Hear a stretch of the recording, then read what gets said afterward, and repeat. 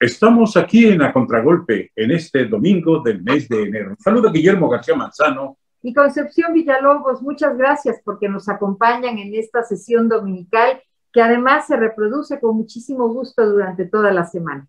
Pues estamos prácticamente contentos porque ahora vamos a tener un programa muy interesante, dado que a veces tenemos programas sobre literatura de distintos autores, pero es muy rara la vez que podamos tener al autor en el programa. Así es que estamos muy contentos, Conchita. Así es, y bueno, ¿qué les parece si iniciamos ya antes de anunciar? Vamos a dejar un poco en suspenso antes de anunciar quién es nuestro invitado, aunque si ustedes nos siguen en las redes sociales, pues ya saben de quién se trata, porque como es costumbre, a media semana lanzamos un video comentando cuál va a ser nuestro programa, pero vamos a dejar por esta mañana en suspenso la presencia de nuestro invitado. Y mientras tanto, ¿qué les parece si escuchamos con mucho agrado y con el gusto de siempre a nuestra querida amiga María Soledad Alvarado Juárez, que ya nos trae su agenda dominical y su agenda cultural para esta semana? Gracias, Conchita. ¿Qué tal, amigas y amigos de A Contragolpe?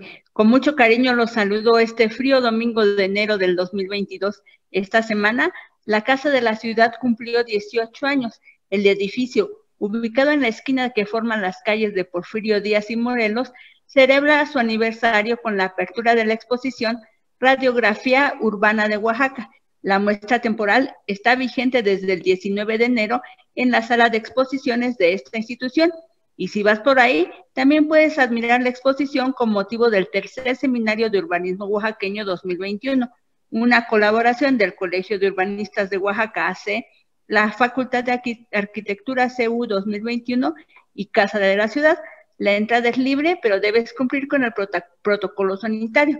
Las visitas son de 9 a 6 de la tarde, de lunes a viernes.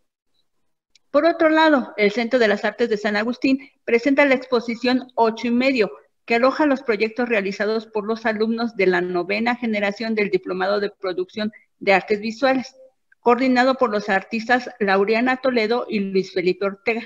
Además, presentó su programa de fotografía documental. Este proyecto estará coordinado por el fotógrafo Yael Martínez y los periodos serán impartidos por los fotógrafos Antoine D'Agata de Francia, Mónica González de México, Peter Van Actamel de Estados Unidos, Silvia Placci de Estados Unidos, Daniel Volpe de Italia y Yael Martínez de México. El programa inicia el 21 de febrero del 2022. Revisa la convocatoria completa y las bases para aplicar en el Facebook y redes sociales del Centro de las Artes de San Agustín. Ahí también puedes hacer tu cita si quieres ir a la exposición. Si deseas quedarte en casa y desde ahí disfrutar de las actividades en línea, la Filmoteca de la UNAM te invita a su ciclo virtual de cine peruano del 20 al 30 de enero. Está en conmemoración a los 200 años de la independencia de esta nación y se ha preparado un grupo de películas producidas entre 2012 y 2018, disponibles de manera gratuita. Solo tienes que acceder al sitio www.filmotecaunam.mx y gozar de estas producciones. También Fomento Cultural Banamex presentó la exposición en línea, La Independencia a través de los grandes maestros del arte popular de México. La exposición va más allá de gozar con el arte popular y de conocer mejor a sus brillantes exponentes. Es contribuir a la mejor comprensión de nuestro pasado y fortalecer su construcción a través de una historia incluyente y comprensiva de nuestra realidad. Para disfrutar, visita el Facebook del Fondo Cultural Banamex y sigue el enlace que te lleva a esta presentación. Y te invitamos a que continúes extremando las medidas de prevención contra el COVID-19. En este momento transitamos por una cepa muy contagiosa. Procura utilizar cubrebocas y si es doble mejor, así como el lavado frecuente de manos, uso de gel antibacterial, la sana distancia, ventilar espacios y permitir la entrada de la luz solar. Si tienes fiebre mayor a los 38 grados centígrados, tos, estornudo, dolor de cabeza, escurrimiento nasal, es mejor que te quedes en casa. Y si te toca vacunarte, acude por tu refuerzo. Los invitamos a seguirnos cuidando. Me despido con un abrazo. Date una vuelta por nuestras redes sociales. Estamos en Facebook, en YouTube y en Spotify como A Contragolpe Oaxaca. Que tengan un excelente inicio de semana. Gracias. Gracias a ti, Solecita, muy bonito tu comentario, como de costumbre. Y metiste un concepto que para mí es muy importante, porque parece que somos un disco rayado cuando hablamos del cubrebocas, de lavarnos las manos, de ponernos antibacterial, etcétera, etcétera, etcétera, vacunarnos, etcétera.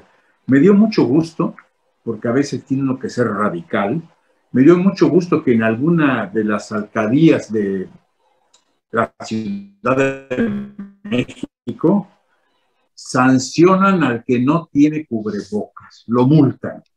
¿Por qué no hacemos lo mismo aquí? Está creciendo esto en misericordiamente y hay mucha gente que no le interesa y que no protege ni protege a los demás. Entonces, yo creo que no sería mala idea que sancionaran con una multa a aquel que no use cubrebocas en los lugares en donde tiene que asistir dentro de la ciudad. Por supuesto, y además pues es tiempo de aprender a cuidarnos de manera personal y aprender a hacer nuestras cosas pues responsablemente. Y también otro de los comentarios que hizo Soledad Alvarado Juárez es este tan bonito recuerdo de los 18 años de la Casa de la Ciudad. Yo recuerdo muy bien que nos tocó en el municipio cuando el maestro Andrés Enestrosa entregó su biblioteca a la Casa de la Ciudad y fue una ceremonia tan bonita, tan nutrida, donde Andrés Enestrosa, entre otras cosas, al final de su mensaje dijo que todavía le quedaban muchos años por vivir porque todavía le quedaban muchas cosas que aprender. Y además, ¿lo vivió? Y lo vivió, claro, y lo vivió en grande. Fíjate, Conchita, que antes de irnos al corte, yo quisiera hacer una pequeña lectura. Para conocer si alguna persona es alcohólica, se debe prestar atención que, al pedir de beber, siempre requiere 2 copas, y la primera la tomará inmediatamente, incluso sin saborearla, solo para calmar su adicción. Arnulfo no sabía si era alcohólico, y si conocía su problema, no quería aceptarlo, por lo que cada día empeoraba más, al grado de que por las noches consumía todo tipo de licores. Sus relaciones familiares se tornaron álgidas, porque tanto su esposa como sus hijos se daban cuenta de su estado. Primero le reclamaban cariñosamente, pero después llegaron a enojarse con él al punto de que su esposa quiso abandonarlo, pero se contuvo para no destruir el hogar. Arnulfo seguía incontenible y sufrió 2 accidentes de tránsito en los que no hubo lesionados afortunadamente, pero que sí mermaron sus ahorros al tener que pagar los daños por no tener el seguro automovilístico. Una noche al salir de la cantina se quedó dormido en la calle y la policía lo detuvo por vago y malviviente.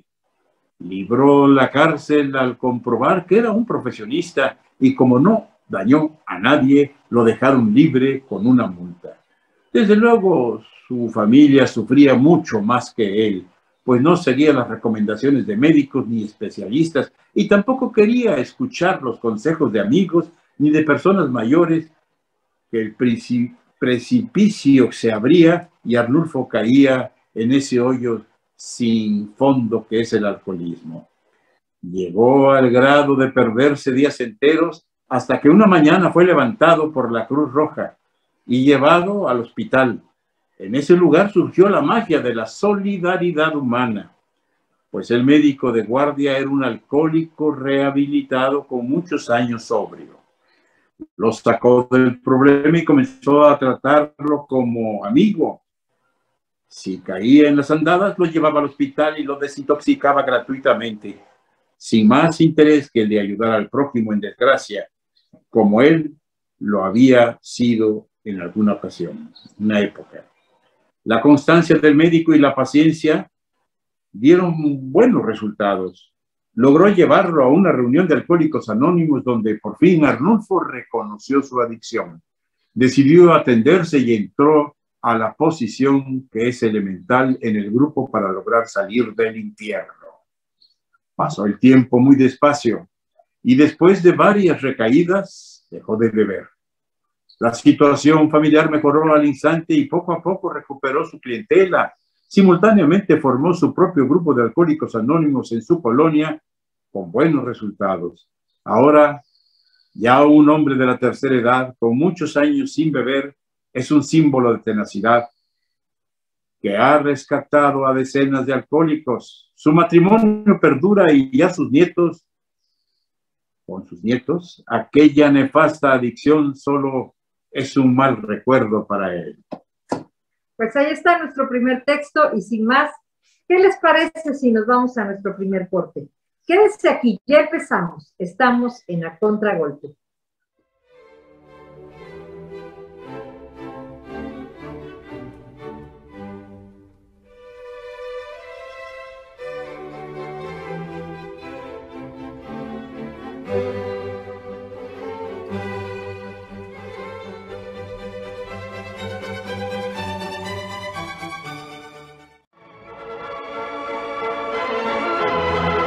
Un espacio cultural de anecdotario oaxaqueño, llegada a Oaxaca de un grupo de mujeres galantes. Poco después de haberse inaugurado el ferrocarril mexicano del sur, Oaxaca presenció un espectáculo extraordinariamente desconcertante con el arribo de una partida de mujeres galantes organizada en la ciudad de Puebla. Las tales mujeres, con la inquietud de su belleza pecadora, produjeron expectante curiosidad en la recoleta sencillez de la ciudad y fueron origen de serios estragos tanto en los viejos raboverdes como en la excitada juventud precoz. Aquellas mujeres de rostro de tlapalería y vestidos de escándalo que fueron inquietudes asustadizas para finales del siglo pasado, hoy resultarían de una boba ingenuidad ante las descaradas desnudeces de las chicas ambiguas del cine y del deporte. Mas, sin embargo, la ofensa al recato provinciano oaxaqueño hacía exclamar a las damas y caballeros de nuestra sociedad: ¡qué barbaridad! ¡Esto es el fin del mundo! Es el enemigo malo que anda suelto por la tierra. Es el mismo Satanás el que mueve estos tiempos de perdición. Son los beneficios del decantado progreso, lo que nos ha traído el famoso tren. Solo gente arribeña, soez, inmoral y sinvergüenza.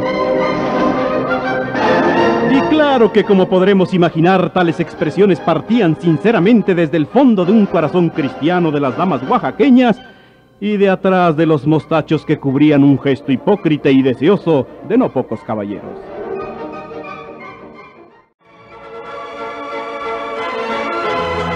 Un espacio cultural.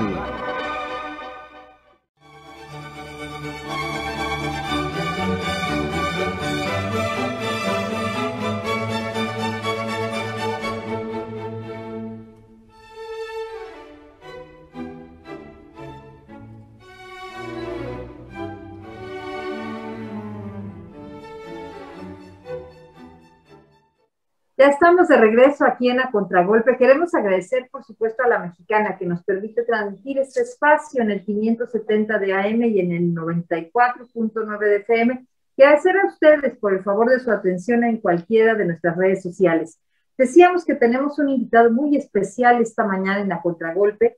Estamos hablando con muchísimo cariño del licenciado Jorge Martínez Gracida, que siempre que viene nos regala pequeñas píldoras o pequeños diamantes que va dejando caer, y el de hoy es muy atesorable. Viajeros, 12 cuentos de la vida real, Jorge Martínez Gracida, un libro de cuentos extraordinarios, vivenciales, donde nos deja ver su autor la gran cultura que él tiene, el gran camino que ha recorrido y que con un lenguaje sencillo pero muy elegante y con crónicas muy bonitas, pues él nos va compartiendo. Bienvenido, licenciado, qué gusto tenerlo en A Contragolpe. Muchas gracias, Conchita. El honor es para mí estar con ustedes y agradezco a todas las personas que nos escuchan. Querido Guillermo García Manzano, viejo amigo, un saludo cordial y un abrazo, aunque sea virtual. Gracias, Jorge. Pues tuve el privilegio de leer uno de los cuentos cortos de este libro hermoso también, Viajeros, 12 cuentos de la vida real. ¿Y cómo surge la idea de este libro, Jorge? Bueno, siempre he escrito cuentos. Tengo guardados ahí una centena de cuentos que he calificado que no son publicables. he escrito sobre la pandemia, pero me repugna hablar del virus malvado. No me gusta hablar de la COVID-19 y ahí los tengo archivados para que algún día, cuando pase esta pandemia, pudieran ser publicados. La ocurrencia no existe. No creo en las musas. Creo en la disciplina de sentarse a escribir diariamente, cuando menos 15 minutos. En tal forma, he dicho en diversos ambientes que al cabo de un año, siguiendo esta disciplina, tendrás un libro de 365 páginas. Así es que al sentarme a escribir diariamente, a veces 15 minutos, a veces 2 horas, salió este libro de cuentos que fue surgiendo de vivencias, noticias, acontecimientos actuales. Le llamé de la vida real porque recuerden ustedes que los cuentos clásicos de los hermanos Andersen, de los hermanos Grimm, empiezan, por ejemplo, érase que se era, o en otro texto, en otro título dice, en un país lejano había una princesa. Y la verdad es que al leerlos ni te dice qué país es, ni sabes en qué época. Por eso aquí yo le llamo cuentos de la vida real, porque la narración con personajes obviamente ficticios sucede en acontecimientos virtualmente para todos conocidos. El terremoto de 1985, la marcha de las mujeres vestidas de negro y embosadas que causan destrozos, la revolución china entre Mao Zedong y el nacionalista Chiang Kai-shek. Un cuento se refiere a Londres, varios a la Ciudad de México y a sus alrededores. Por eso es que ustedes, los lectores que son tan amables en dedicarle unos minutos a este pequeño libro de cuentos, se dan cuenta en dónde pudo haber sucedido lo que yo imagino. Y se llama Viajeros porque uno de los cuentos, digamos el cuento central, es el de un matrimonio chino que viaja y que algún día, después de estar huyendo de las guerras y las revoluciones, escucha que existe un país próspero y en paz que se llama México. Y entonces deciden viajar a México y por eso se llama el libro Viajeros. Y como lo han mostrado, tiene un pequeño barco de vela para señalar el viaje tal como se hacía hace cosa de 200 años. Y así fue, Memo, que durante este confinamiento terminé 2 libros. Este libro de cuentos y una novela de la que estoy buscando editor. Este libro lo editó Editorial 1450. Se llama así en recuerdo del año en que apareció la imprenta de Juan Gutenberg en el mundo y que ha propiciado el desarrollo de las letras, del conocimiento de otros países, de la ciencia y de la cultura. Licenciado, justo eso queríamos compartir con nuestro público. 1450 ediciones, está en Oaxaca, en la calle de Macedonio Alcalá, o pueden buscarlo ustedes en las redes sociales seguramente, por si quieren adquirir este libro, que además es delicioso. Primero, no son cuentos infantiles, se tratan de cuentos que nos narran historias cortas de personas adultas y situaciones que aunque las puede de alguna manera identificar o que las puede comprender una mente muy joven, también son historias que tienen que ver con la guerra, con todo lo que usted le ha tocado vivir o con todo el devenir histórico. Bien lo decía, hablaba de los movimientos feministas hace un rato, Y estos fenómenos como el primer cuento que nos leyó el licenciado Guillermo sobre el alcoholismo y sobre organizaciones como Alcohólicos Anónimos. Y otra cosa que yo quería apuntar para nuestro público es que no es, bueno, es mi opinión, licenciado, no es así de fácil sentarnos 15 minutos, escribir y ya tenemos un libro, porque tendríamos que tener una mente tan brillante y una experiencia tan vasta como la que usted tiene, licenciado, porque no es tan fácil, podemos estar 15 minutos y no escribir más allá de 2 renglones, como nos pasa a muchos que lo intentamos. Lo que sí es una gran lección la que nos está usted de disciplina y de constancia. Y sí, claro está que no es una ocurrencia nada más. Es la tesis de los grandes escritores americanos, los del boom americano, entre ellos Carlos Fuentes, Gabriel García Márquez, que no creían en las musas, sino creían en la disciplina de sentarse a escribir. A mí me ha pasado que me siento a escribir ante la computadora, que todavía puedo, no obstante que mi edad ya es la del quinto sol, como tiene lupas, puedo escribir con toda calma. Pero el hecho básico es que llego con un tema y de pronto mis dedos se van por otro lado y sale otro tema. La explicación psicológica es que en el inconsciente está guardado algún tema que lucha por salir y al sentarse a escribir, ese tema sale y parece que los dedos los moviera una entidad distinta, pero es uno mismo. Y yo afirmo que he sentido ese tipo de acción de mi inconsciente. Porque hay algo que creo que coincido plenamente con Sergio Bustamante, quien hace una pequeñísima pero muy interesante reseña de tu persona, cuando dice que eres un escritor tardío y que este libro está presidido por ensayos literarios como Obsesión por Juan Rulfo y otros autores, además La Moneda de Dios, 10 cuentos fantásticos y la gran novela que tuve el privilegio también de presentar a invitación tuya, que es precisamente Tomás Apóstolos y los amantes de Tani Vanna. Creo que es hermosísimo esa carrera, que si bien es cierto es de un escritor tardío porque empezaste a publicar tardíamente, pero no es en términos peyorativos lo de tardío, es en términos de que de una u otra manera no salió antes esta posibilidad. Ese título de escritor tardío me lo puso una compañera de maestría.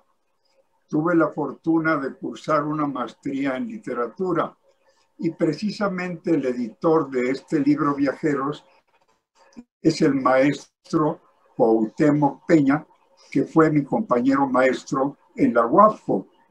Y antes de esa época había leído yo 1000 títulos o 2000 títulos, pero no había escrito, aunque periódicamente en algún periódico. Y fue entonces que decidí empezar a escribir un libro. Y el primero fue Obsesión por Juan Rulfo, que es un libro de ensayos y crítica literaria. Hay que recordar los géneros literarios: la poesía, la novela, el cuento, la crónica, la fábula, etc. Entonces, este libro, que ya está en todas las librerías, es un libro de cuentos. Y en él trato precisamente el tema de la misoginia, que quiere decir aversión por las mujeres. Vamos a continuar, licenciado, en un momentito más, comentando sobre este proceso creativo y qué interesante sobre cómo fueron seleccionados los temas para incluir en estos cuentos. Pero aquí está la invitación hecha para nuestro público, nuestra invitación a que se quede aquí en A Contragolpe.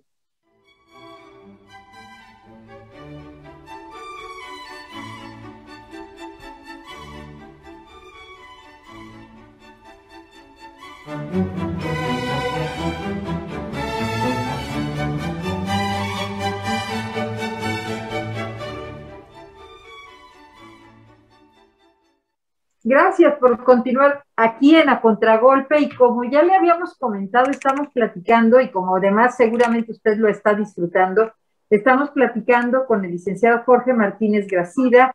Viajeros, 12 cuentos de la vida real, es su más reciente publicación, y la pregunta que flota en el aire, licenciado, es, primero, ¿por qué decide usted ahora por expresarse y por trabajar a partir de los cuentos? Si usted viene de una novela que suponemos, quienes no sabemos mucho de literatura, que es un proceso creativo mucho más complejo y mucho más amplio que contar cuentos. ¿Por qué ahora decidió contar cuentos, licenciado? ¿Y qué diferencia, que es evidente, pero qué diferencia hay entre un cuento y una novela? Bueno, los dos son géneros literarios. La novela es una narración con muchos personajes y varios conflictos que deben ser resueltos dentro del mismo texto. Y el cuento, por el contrario, es una narración corta de un máximo de 5 personajes y un solo conflicto que debe ser resuelto en el mismo libro de cuentos. Y se piensa por algunos escritores que es el género literario más antiguo. Imaginemos los hombres de las cavernas platicando. No hablaban con la longitud de una novela, sino hablaban de la cacería de ese día, cómo pasaron la noche. Entonces el cuento, en cierta forma, es un poco más difícil que la novela, porque la novela puedes bordar y bordar y bordar, y el cuento tienes que ser concreto y sintético, y tienes que en poco espacio resolver el problema o el tema que planteas. Entonces, soy aficionado a los dos géneros, tanto a la novela como al cuento. Y el resultado de una u otra obra, pues son los momentos, el tiempo que te dedicas y los temas que van surgiendo. A la poesía me he dedicado un poco, pero básicamente escribo literatura lineal, literatura con narrativa, sin grandes fenómenos de tipo literario. Por eso estos cuentos son precisamente de la vida real, y hablo de la misoginia, como decía hace unos momentos, que quiere decir aversión por las mujeres. El feminicidio es el ejemplo. Y la misandria es lo contrario, es la aversión por los hombres. Entonces, esas mujeres que marchan padecen de misandria. También trato en el cuento, trato borrachitos, trato la devaluación, trato las guerras, las revoluciones. Tengo un cuento sicario, un asesino a sueldo en Londres, pero fundamentalmente el tema del libro es el amor. Encontrarán muchos cuentos que hablan del amor en sí mismo, viajeros, el amor de un matrimonio. Ahora se debe decir de un hombre y una mujer, soledad de una mujer adulta que parecía que se iba a quedar sola y encuentra el amor. Y también trato temas como el desarrollo automovilístico, trato también la inflación y algunos otros fenómenos, entre ellos uno, el único, autobiográfico. El cuento se llama Médico, en donde explico por qué no estudié medicina, por qué no me gradué de médico. Aunque debo decirles que sí pasé el primer año de medicina, por cierto, en el viejo edificio de la Santa Inquisición, en las calles de Brasil, allí en la Ciudad de México, y mi generación se pasó a inaugurar la ciudad universitaria de la Ciudad de México, pero yo deserté y cursé un año de contabilidad, lo vencí también deserté y me fui a trabajar.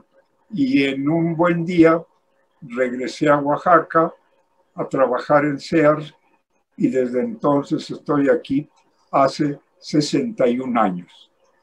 Entonces, pues, todos los libros, todos los cuentos, perdón, son de personajes imaginarios, pero en un ambiente conocido. Y el único autobiográfico es el que les he relatado. ¿Se puede? Sí. Pues es muy interesante, Jorge. Y la verdad es que cuando uno se sienta a abrir la primera página de Viajeros, en donde ya se inician los cuentos, ya no los deja, ¿eh? Yo me senté y hasta que no terminé el libro, porque además es una narración tan directa, tan sencilla de entender, pero sobre todo tan profunda, porque sí, todos los cuentos que tú pones aquí, independientemente de que describan realidades cotidianas, tienen su propia moraleja, tienen su propia forma de mandar un mensaje que normalmente llega a lo más íntimo de cada quien de acuerdo a sus propias experiencias. No sé si esté equivocado en esto. No, precisamente el tema principal es el amor. He dicho en otros ambientes que tú has escuchado, Guillermo y Conchita, que nosotros, a mi juicio, somos trinos. Es decir, que al nacer recibimos 3 dones. Un templo carnal donde habitar, el libre albedrío y una inmensa capacidad de amar. Entonces en el libro domina el amor, pero también domina la otra cara de la moneda, el odio, la aversión, los vicios, los abusos económicos, etc. Pero en términos propiamente dichos, son narrativas cortas, con personajes de ficción, con un solo dilema o conflicto, para reunir en esa narración un cuento y no hacer una novela. Aunque debo decirles que en estos 2 años de confinamiento también ya terminé una novela y estoy buscando editor. Sí, pero esto, licenciado, que decía es algo que se agradece mucho en el libro, porque va uno metiéndose a historias cortas con personajes además muy bien definidos. El caso del matrimonio de chinos, que dice que es tal vez la figura central o la presencia central de este libro, está muy clarito la personalidad de los dos como gente de trabajo, como gente entusiasta, como un matrimonio, como usted bien lo dice, que se amaba y que se acompañaron a donde quiera que iba y que lo último que querían era problemas en su vida. Por eso es que van yéndose de un lugar a otro, tratando de escapar de los problemas. Y qué bonita es esa parte en donde usted habla de ese país, México, que ellos escuchan que es un país pacífico donde pueden trabajar. Yo pienso que se nos había olvidado, por lo menos a la gente de mi generación, que México alguna vez fue un país así, que en el mundo fue considerado como un país pacífico, que nos permitía prosperar, que a lo mejor es un México que ustedes pues sí conocieron. Y un recordatorio así en este cuento a mí me llamó la atención y fue como un obsequio que usted nos hizo, el recordarnos que México, no sé a qué año se refiera o en qué año esté situado, pero que es un México que sí permitía e invitaba a la gente a venir a habitar.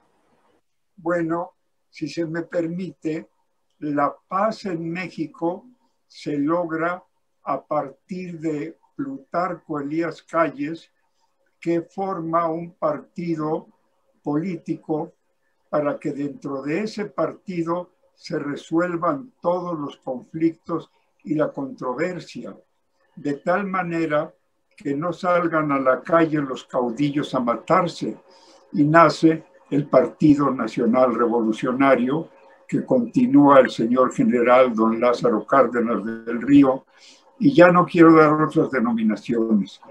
Y vivimos precisamente mi generación, quizá la de Guillermo, que es menor que yo, vivimos 80 años de paz institucional hasta que se nos vinieron las drogas, los sicarios, los conflictos de bandas de narcodelincuentes que nos tienen en jaque en todo el país virtualmente y en algunas entidades con mayor fuerza.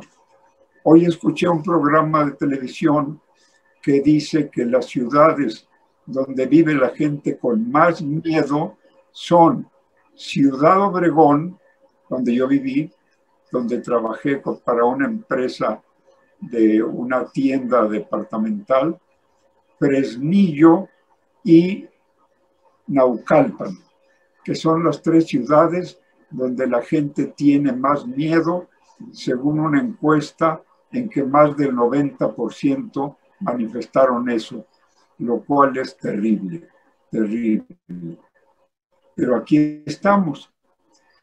Y en términos de ocupación del tiempo, en el confinamiento, pues algunas personas tenemos el privilegio de tener la radio, la televisión, la computadora con internet, libros para leer y el hábito de escribir, que yo cuando no escribo no duermo bien y sueño. Vamos a hacer, licenciado, nuestro siguiente corte, si les parece, porque esta plática de verdad está nutritiva, muy interesante e inspiradora. Quédense en este espacio, estamos aquí, en A Contragolpe.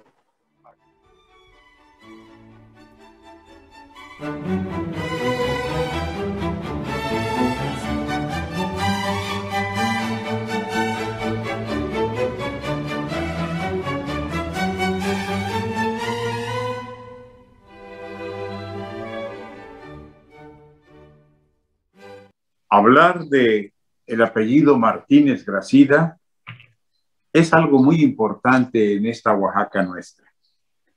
Desde aquel gran historiador, desde aquel gran escritor, don Manuel Martínez Gracida, pues llegando desde luego a nuestro querido amigo Jorge, a su nieta Georgina y a su nieto Jorge también, que pues le han hecho honor al apellido Martínez Gracida. Entonces, yo quisiera que comentáramos con Georgina y contigo, Jorge, lo que ha sido este devenir de premios y reconocimientos que han recibido con muy justa razón. Adelante. Le cedo la palabra a Georgina, que tiene el nombre exacto de sus nominaciones. Adelante, Georgina. Bueno, primeramente un saludo a toda nuestra audiencia, a todas las personas que nos están escuchando, que también nos están viendo a través de las plataformas digitales. Pues es para mí un gusto poder compartir este espacio contigo, Memo, contigo, Conchita, contigo, Abo, y pues platicarles un poco. efectivamente. Mi hermano Jorge y yo hemos sido premios nacionales de la juventud, respectivamente. Yo en el 2017, Jorge apenas 2021, a finales de diciembre se lo entregaron, pero sobre todo pues en ámbitos completamente distintos. Yo llevo aproximadamente 12 años realizando activismo social desde mis 7 añitos de edad, y pues me ha llevado al querer saber qué es hacer la labor social, ¿no? ¿Qué significa? Y también pues todo lo fructífero que esto representa para mí. He sido campeona nacional de debate político, soy conferencista nacional e internacional, he tenido la oportunidad de representar a México en distintos eventos como la Precop 25 con el gobierno de Chile, y pues virtualmente, ¿no? En el 2020 con el gobierno de Puerto Rico en la Cumbre Internacional de Jóvenes Líderes. Asimismo, actualmente soy directora internacional de Juventud de la Red Mundial de Jóvenes Políticos, y pues en 2021 también fui acreedora al Premio Internacional de la Paz y Humanitario 2021, que me lo otorgaron en Emiratos Árabes, en Dubái específicamente, y pues también todas las campañas de acción social que van desde construcción de aulas, pues para niños de grupos vulnerables, ¿no? En comunidades donde desafortunadamente pues no se cuenta con la infraestructura necesaria para brindar educación de calidad, también colecta de juguetes, pues para brindarle una sonrisa a los pequeños, ¿no? En el Día de Reyes, en las festividades pues navideñas, nuestras tradiciones, campañas de alimentación integral que también son ambientales, como la colecta de PET para posteriormente venderlo y así adquirir alimento para estas escuelas. Y pues sin duda alguna también soy un amante de la lectura.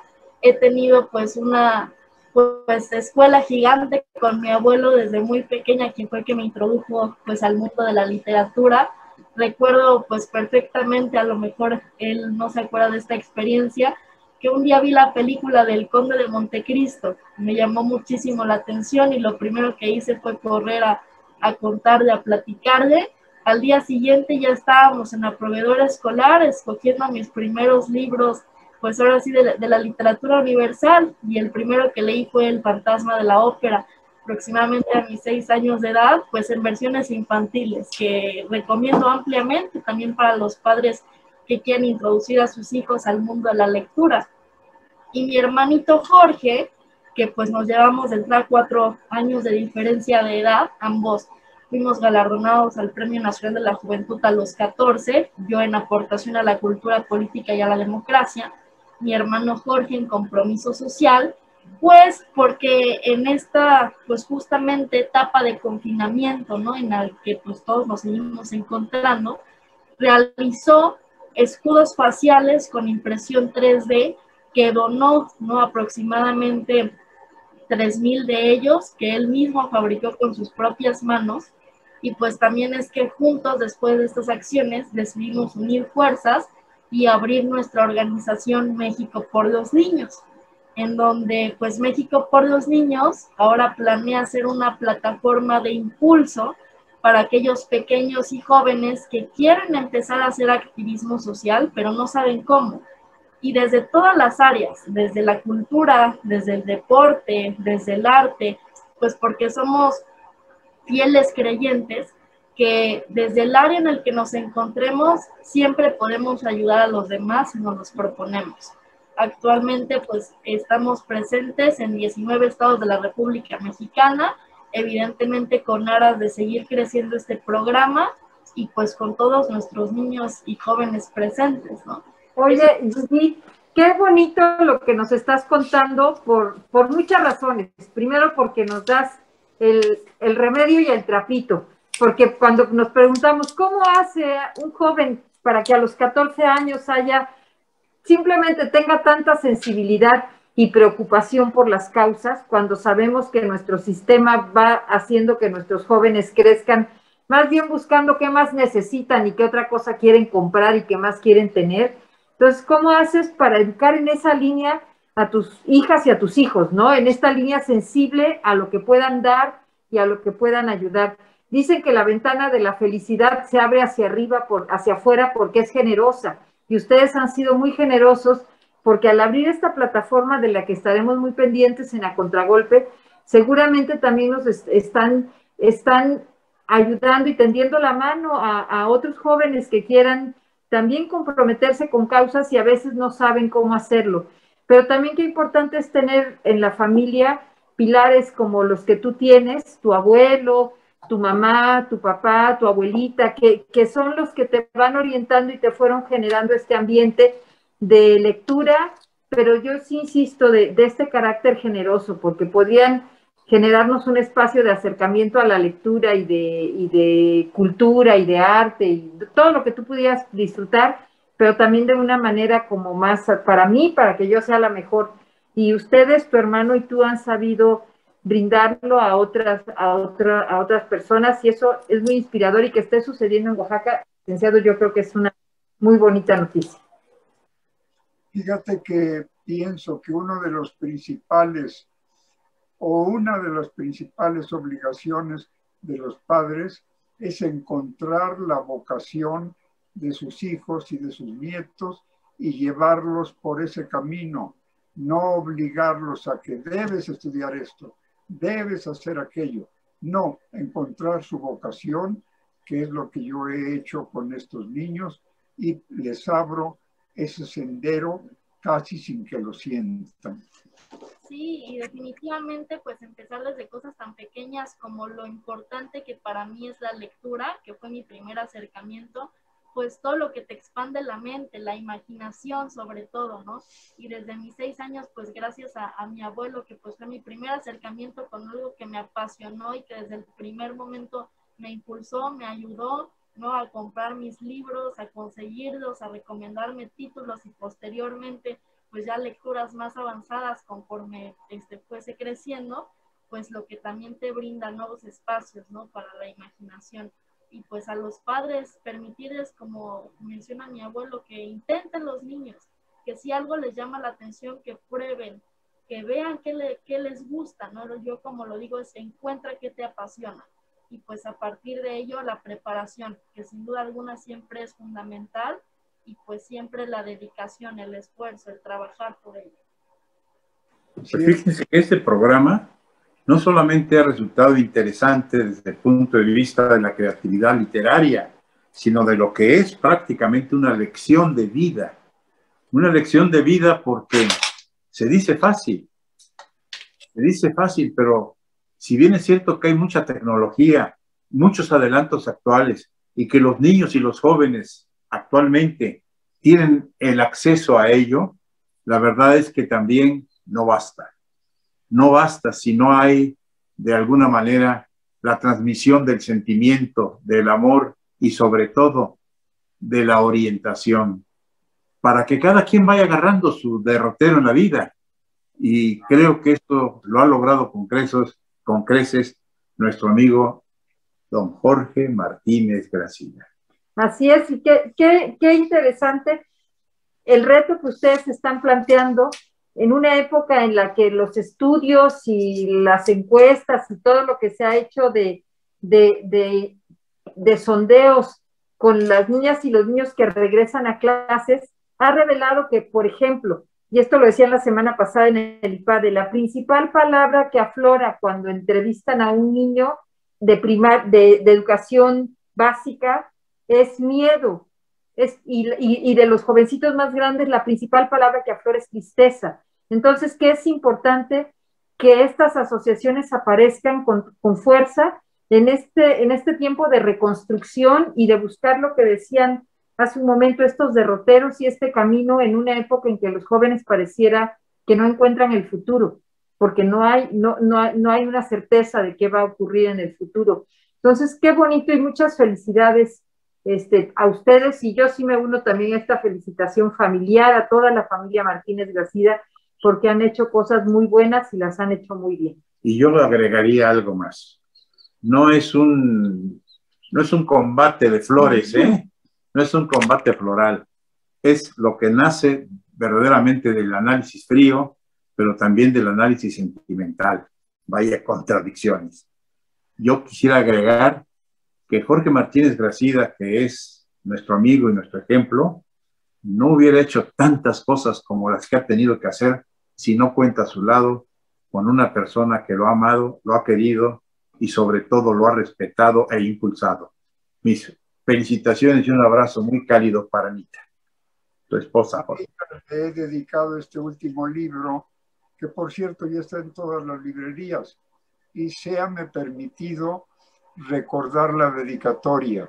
Dice: para el amor de mis amores, para la fragancia de mi vida, Ana María. Pues con ese pensamiento tan bonito y tan sentimental, pues nos dejan un gran sabor de boca para cerrar nuestro programa A Contragolpe este domingo. Felicitaciones. Y bueno, pues muchas gracias a la mexicana que nos ha permitido transmitir nuestro espacio. Gracias a ustedes que nos han recibido en cualquiera de las redes sociales por las que ustedes nos están viendo, por cada uno de sus comentarios. Y muchas gracias también a Soledad Alvarado Juárez en la agenda cultural que nos ha compartido, a Eder San Germán en la edición de este programa, a Sobeida Toledo en el manejo de las redes sociales, pero sobre todo gracias a ustedes por el favor de su atención. Gracias, Jorge Martínez Gracida, muchísimas gracias, Gigi, por estar en este espacio. La semana empieza en domingo, y en domingo vamos a Contragolpe. Y esperemos que el próximo domingo sintonicen estas mismas frecuencias para llevarles nuevamente a sus hogares un mensaje de cultura más. Hasta entonces, Concepción Villalobos y Guillermo García Manzano les decimos muchas gracias. Muchas gracias.